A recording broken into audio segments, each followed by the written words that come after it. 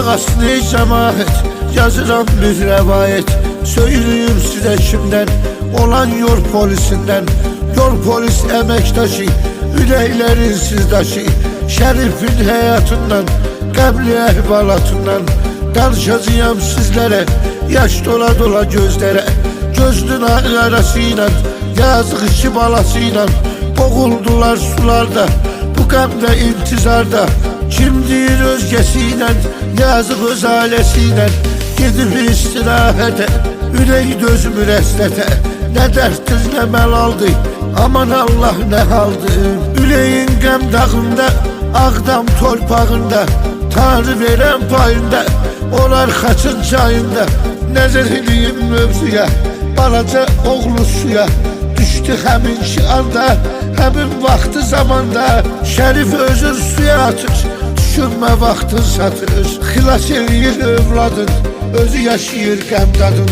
Qəfil dayanır ürəyi, o an olmur köməyi. Həyatının ulduzu, yazığın elə bir qızı özür sulara attı, o an arzuya çattı. Düşünmeyin o anda, en ağır imtihanda, arzu için, dile için, atasına şüme için özünü attı sularda, kaldı gəm intizarda, ömrü de kaldı yarda.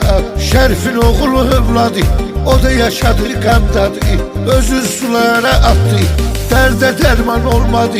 Ele tutuldu dizleri, eli onun gözleri yumuldu ele sularda. Söyleyeyim size harda, kalıbdı ömrü yarda. Bir günde 3 nefer gölgece çekmiş keder, suların kurban olan, dertler dermanı olan. Felek taptı o anı, gölgece aldı canı. Hamı dikkat eylesin, Allah rahmet eylesin. Həmin üç məsumlara, herkese məlumlara. Yazğın o gün yoldaşı, ele töktü gözyaşı. Balaca övladını, kimse etdi dadını.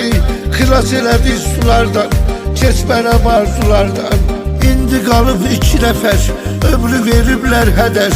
Ömrü bu cür sürə-sürə, gözləriyle göre yoldaşı 2 balası qurban olur sularda, kalır ömrü de yarda.